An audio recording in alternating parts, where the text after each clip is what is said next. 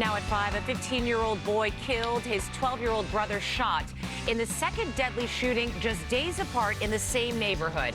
We're live with details. And a home invasion at a high-rise building in L.A. The latest on that investigation after two men stormed in with ski masks and ransacked the place with the owner inside. And several students rushed to the hospital. We are live with the latest on after yet another edible overdose at a local middle school. The KTLA 5 News at 5 starts right now.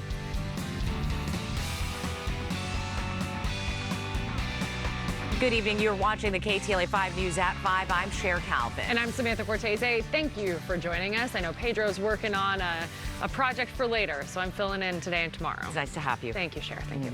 We begin with a health warning from officials. Treacherous times ahead as the number of COVID cases are soaring in LA County. In fact, the daily count of new cases has doubled since Thanksgiving. KTLA's Mary Beth Dt is live in the news center with more on what we can expect in the coming weeks. Mary Beth. Good evening, you guys. Yes, LA County and state health officials are warning that COVID has begun to surge again.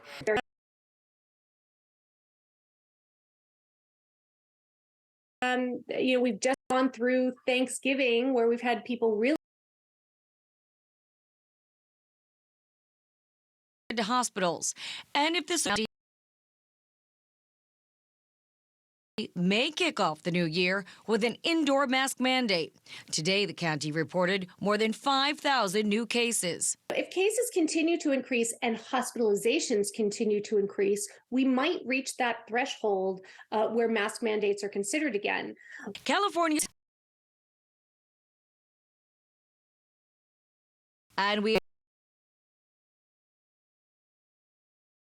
that have begun to stress the healthcare system. Taken separately, these infections are manageable, but when all come together, the difficulty posed to the system is pretty extreme. They encourage people to utilize the things we know could help ward off spreading these viruses. So I'll remind you of the power of vaccines, masks, and staying home when sick. And if you do get sick, he says there's Tamiflu to fight the flu and Paxlovid for COVID. But starting these as close to the initial start of symptoms as possible increases the likelihood of their effectiveness. Despite these growing levels of virus, the LA City Council voted today to end the city's COVID state of emergency on February 1st, 2023. And according to Governor Newsom, California's COVID state of emergency will officially end on February 28th. For now, in News Center, Mary Beth Dt will send back to you guys in the studio. Mary Beth, thank you. Downtown streets are shut down for hours while police investigate a report of a home invasion robbery. The call came in around 2 p.m. of an armed robbery in progress at a loft at 510 South Spring Street. There was a heavy police presence at the building. Officers searched for two men wearing ski masks. The commotion caught people off guard. Basically, from what I understand, there was someone who invited two people up. He was a jeweler, and they both decided to rob him. It went down quick, so yeah, that's okay. So it wasn't a hostage situation, it was someone invited. You can't really defend against that, so yeah. One suspect is in custody. The other was gone before officers arrived. Police have not released a description of the men. Authorities are searching for suspects following two deadly shootings in Azusa this week. One of those shootings claiming the life of a teenager. Family members say a 15-year-old boy named Alexander was killed. His 12-year-old brother wounded while walking home from school Tuesday afternoon along North Donna Beth Avenue. The surviving sibling was hospitalized in stable condition.